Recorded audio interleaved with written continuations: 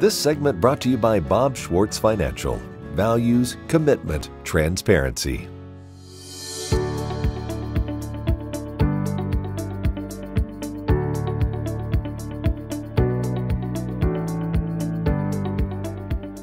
I'm Duane Toews, and my guest today is Brandi Buzzard Frobose, an agriculture advocate. Brandi, talk a little about the trials to get to the point where you're at speaking with consumers. Being an agriculture advocate is not something that you do one day and then you make this massive impact and then you're done. There's a lot of advocates like myself out there that are taking pictures and writing blog posts and trying to engage with consumers, and they're making a little bit of headway every single day, and they've been doing it for years. And that, honestly, that's what it takes to build trust with a consumer in, New York City who lives in a high-rise apartment.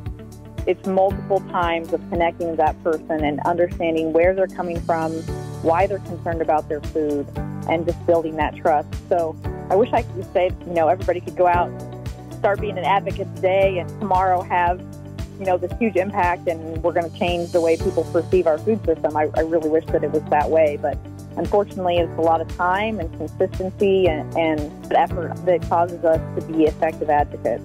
Well, the great point that you bring up is that the success doesn't happen overnight, but education doesn't either. I mean, if we look at anything that we've wanted to learn about, it took time and effort. Kind of goes along those same note of what you implied, that you've been blogging for a long time, meeting the consumer on their terms, so to speak.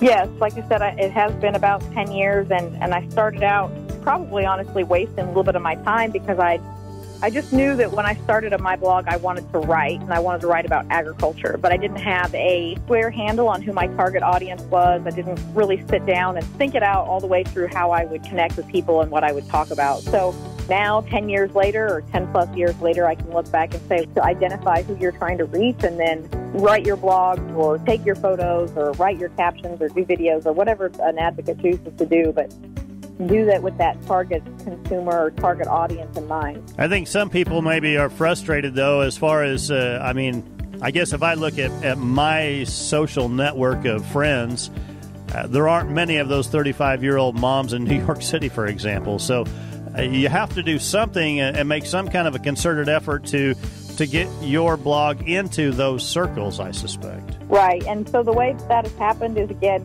just a lot of time and consistent plodding forward. I started my blog, and then I started a Facebook page for the blog so that I could post the blog post there, and hopefully my friends would share the post and their friends would see them. Because, if I have 10 farming friends and they all share something, not all of their friends are farming people. They have families that aren't involved in agriculture. So the goal was always to use your farming and ranching network to help reach those family members and those friends of people who don't understand agriculture. And that's honestly how my Facebook page has gotten to the reach that it has. Instagram has been a slow journey to reach people. It's just, again, it's a methodical daily effort, to get to that. And the same with Twitter. You seek out people and follow people who have similar interests. Hopefully in the process of connecting and creating those relationships, they're able to learn a little more about agriculture and where their food comes from.